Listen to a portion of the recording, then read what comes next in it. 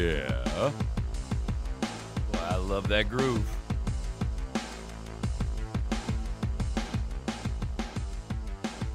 You know, we got a vast audience of middle America that listens to this program, and not everybody appreciates that kind of groove. A lot of folks more into the country thing, but this piece was written for me by a kid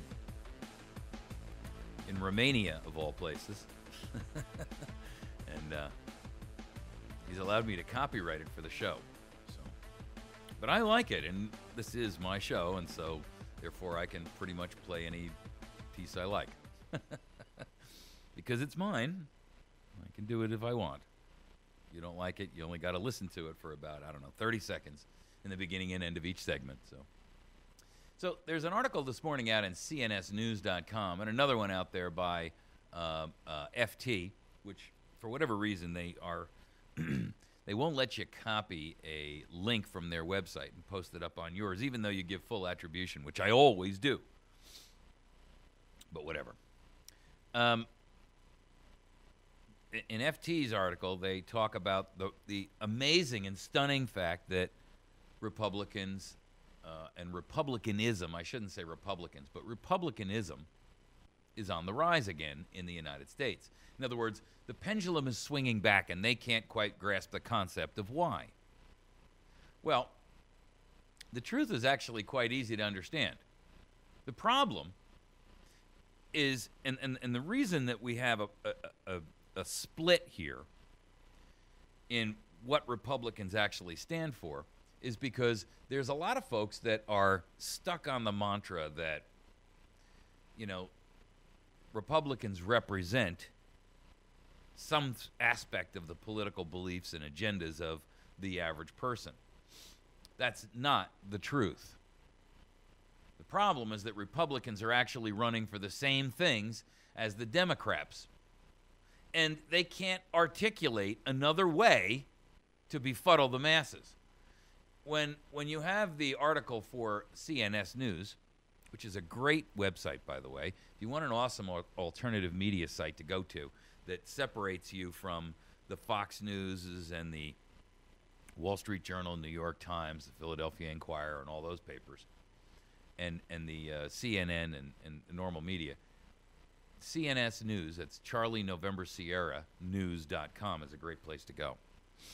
While we're talking about websites that you can visit, by the way, PRC News is an excellent site. PRC News is put out by the Property Rights Coalition, and it's P like Papa, PRC, Peter Romeo Charlie, Papa Romeo Charlie News.org. You'll find all kinds of great news articles posted up there as well.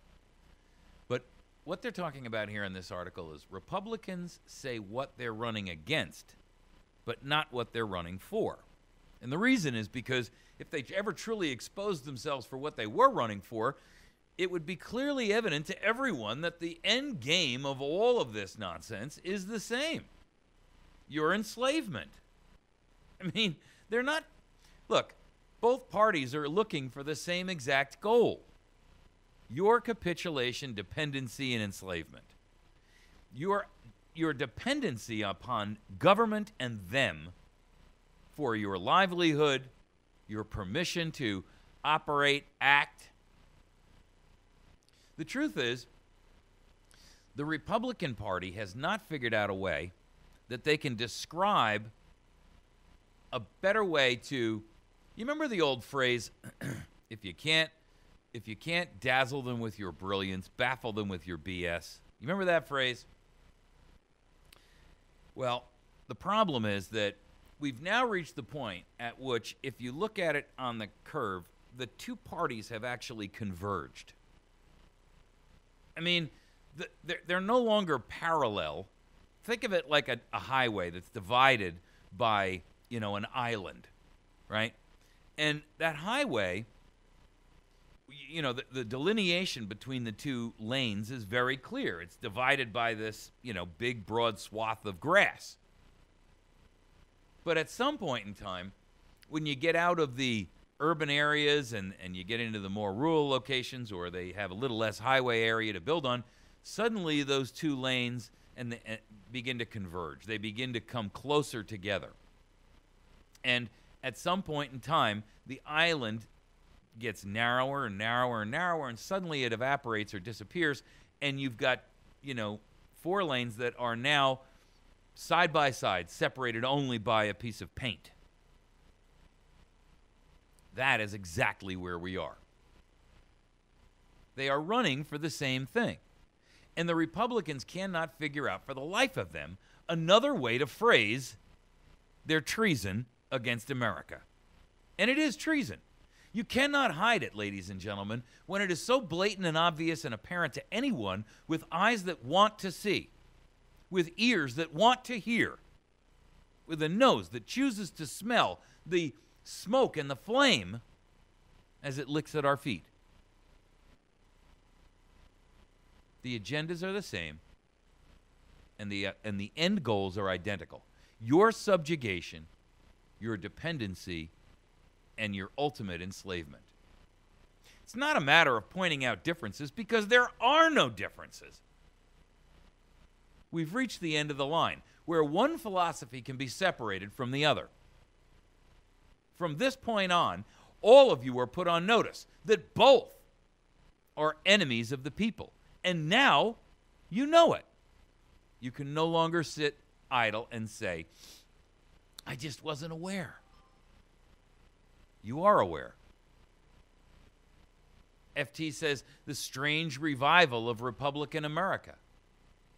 Au contraire, it is not so strange. The liberal media, aka the Ministry of Propaganda, they would like for you to believe that the myth of the national movement is progressive in its thinking. It's not. Yes, on the left coast and on the right coast, there are, and frankly, in the urban areas, there are pockets. There are pockets in progressive thinking. But the rest of the nation, which includes the vast majority of the center of the country and some large pockets that are intermixed in both coasts and the major urban areas, is conservative fiscally and independently liberal socially. What does that mean? Well, they are fiscally conservative. Everybody, even the progressives, are worried about our debt. The only people that aren't are those who are spending it. But everybody else is rightly concerned about it. So they are conservative fiscally in the sense that we all know that we're being taxed to death and that we are no longer represented by any level of independence from that debt. On the liberal social aspect of things, many Americans believe that, quite frankly, the aspects of society are those that, the areas that society has expressed concern about. Most people don't really have that great a concern. I mean, when we talk about socially liberal, what are we talking about? Well, most people are not for gay marriage. But they really don't care who you sleep with. They just don't want to make it replace the institution of marriage. And you can't blame them for that. I mean, if you ask the average American, do they care whether or not you're gay? The average person says, look, it's none of my business who you sleep with. You do what you want. I don't agree with it. I don't believe in it, but it's not my place to tell you what to do. But I don't want you to taint, if you will, the institution of marriage. And that is, in large part, the way most Americans perceive the LBGT, or whatever you want to call it, movement. Now, there is a radical group on both sides, of course, and then there are pockets of ultra-liberalism in major urban areas and on both coasts. But the truth of the matter is, the Americans who were never polled for their opinion are in the majority here. But we're being led around like bulls with a ring through our nose by candidates in both the Republican and the Democrat Party who, quite frankly, are cowing and bowing to the ultra minorities on either side. Most Americans look at marijuana and look at drugs and say, well, we don't necessarily think that they should all be legalized. We don't necessarily also believe that people should be spending decades in jail and that the entire society should be hampered by the cost of imprisoning and criminalizing our citizenry. Most people are smart enough to recognize that when you make something forbidden, it makes it that much more of an enticement. When you look at guns as the rule, the average American, the vast majority, I might add, of Americans say, we know, even though I don't personally own one, that guns are for the benefit of the protection of the nation as a whole from a government out of control. And as they see more and more and more overreach, they become more and more convinced of the fact that there really ought to be a Second Amendment unhampered, unmolested. Now, do they speak up on that regard? No, generally they don't. They don't speak up on all the other things either, because the vast majority is asleep. The truth of the matter is, most of the country is not ultra-liberal or ultra-conservative. The majority of the country pretty much has the attitude of, just leave me alone. Now, you could take that and point to it and say, that is an ultra-conservative principle. And it is, but it doesn't necessarily mean that they agree with the ultra-conservatives on everything. I mean, I saw a guy post on my Facebook page the other day a comment about guns, and I would disagree with him wholeheartedly, and he's a follower. He says, he was talking about Georgia legislators passed the most extreme gun bill ever. He says, I support most of this. The felon part is a no-brainer. Convicted of a felony, can't own a gun, period. Well, I wholeheartedly disagree with that. I think, and I know our founders thought, because I've read it from their mouths, and I'll give it to you if you want it. I just read it to you last week, that no free man is disbarred or prohibited from the ownership of weapons. Now, if you've served your time in prison and whatever you've done wrong, assuming it was a legitimate crime, and there's lots and lots of folks out there that are felons for things that many of us would agree shouldn't have been a crime in the first place. But arguing the fact that felons are prohibited from owning a gun, period, is foolishness. It's stupidity.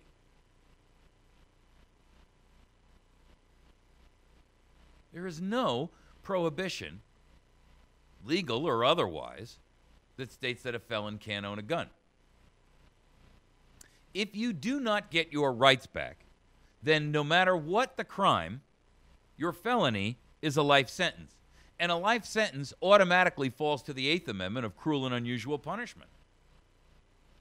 Secondarily, it's not just a limitation on the felon, it's a limitation on the felon's entire family.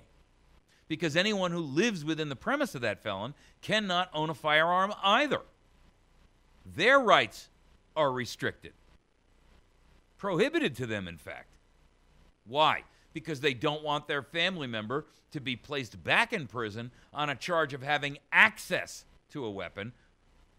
And so, therefore, their rights are retracted. So, my point to Mr. Barusa is, if your wife was a felon and you were prohibited from owning a firearm, is that fair?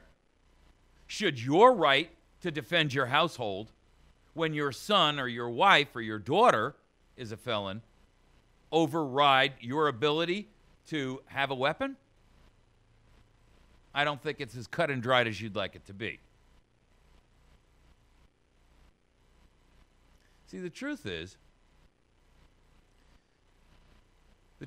that all of these laws are an overriding abuse of the Bill of Rights. The Bill of Rights is not subject to manipulation. It's not subject to interpretation.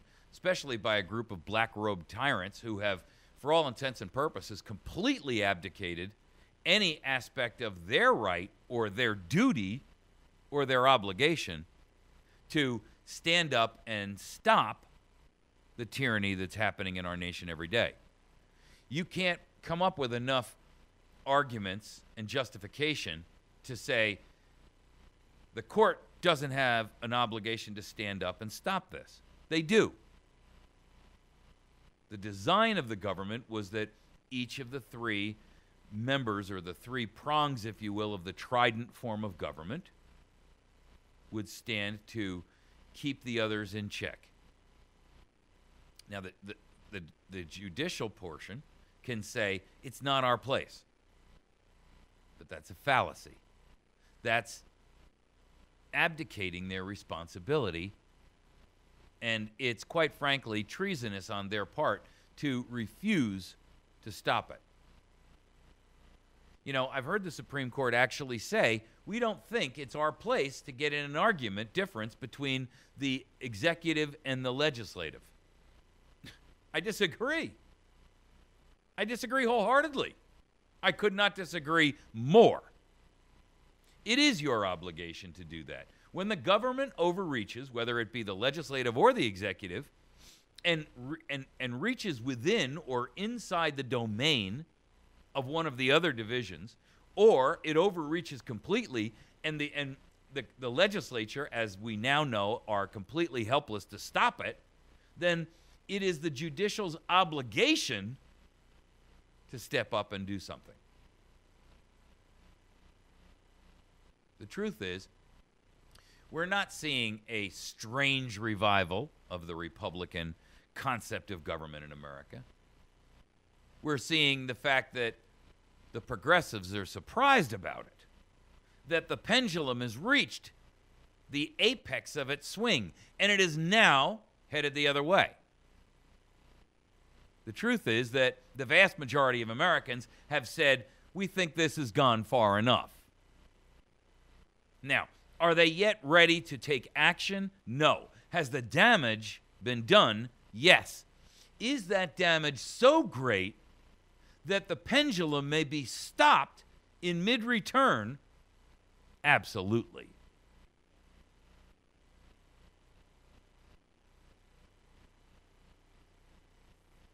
The myth that the media would have you believe is that once the country begins to go a certain way, it will continue inevitably to continue to go that way. That's not true. It's a myth. They would have you believe that the nation is a majority of ultra-liberal progressive lefties. It just isn't true. They may be easily misled by both parties. The nation may be coming apart at the seams because they've been, for all intents and purposes, bribed into dependency. But ultimately, they know that they are following a path of utter destruction. What is the true course for America? Let me make it clear. The true course for this nation is to stick to what our Constitution and our founders gave us as a guide. And if we do that, we cannot go wrong. If we utilize our Constitution and we apply the clear and defined statements that our founders gave us to express the reasons, the whys, the hows, the ifs, the ands, and the purposes of what our Constitution was drafted to design, then we cannot go wrong. It's like following a map. We've been given a map. We've been told where to go. And we've been told that if we stay on this path, we are safe. When we take side trips off the path, when we step off the path, when we leave that clear and defined direction, when we deviate, the results speak for themselves. Look at the results of the deviations that we've taken. We've taken the deviation on fiscal issues. We allowed a central bank to rule our nation. I mean, the the foolishness of that is clearly expressed. Alexander Hamilton said the tendency of a national bank to increase public and private credit. The tendency of a national bank is to increase public and private credit. The former gives power to the state for the protections of its rights and interests, and the latter facilitates and extends the operations of commerce among individuals. A private central bank issuing the public currency is a greater menace to the liberties of the people than a standing army. We must not let our rulers load us with perpetual debt. That was Thomas Jefferson. Here he says it again. That was that was earlier on in a later statement. He made it very clear in 1802. And he said, I believe that banking institutions are far more dangerous to our liberties than standing armies. If the American people ever allow private banks to control the issue of their currency, first by inflation and then by deflation, the banks and corporations that will grow up around will deprive the people of all property until their children wake up homeless on the continent their fathers conquered. The issuing power should be taken from banks and restored to the people to whom it properly belongs. Hey guys, what part of that didn't you grasp as a guide rule? That is a very clear and defined statement. He wasn't mincing words about it and saying, well, you might think about a central bank, but here's the implications.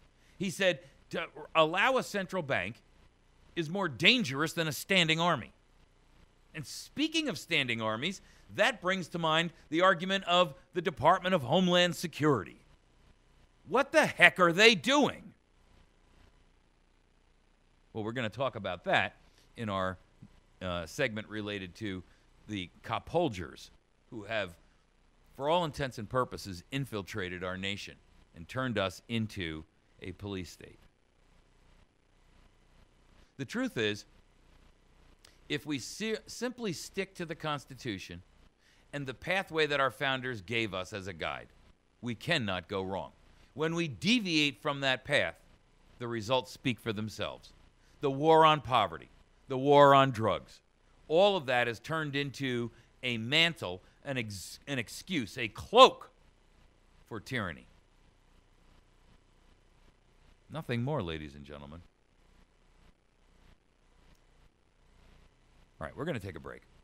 When we return, we are going to tackle our third topic of this morning, and that will be Media Shield, the new Media Shield law that's being pushed by Chuck the poophead Schumer, rears its unconstitutional head of snakes again. This, ladies and gentlemen, is just another expose of tyranny. And he now says that the Senate has the votes for this Media Shield law. Nothing could be more dangerous to our republic than this. We'll be back in just a minute. You're listening to America's Voice Now.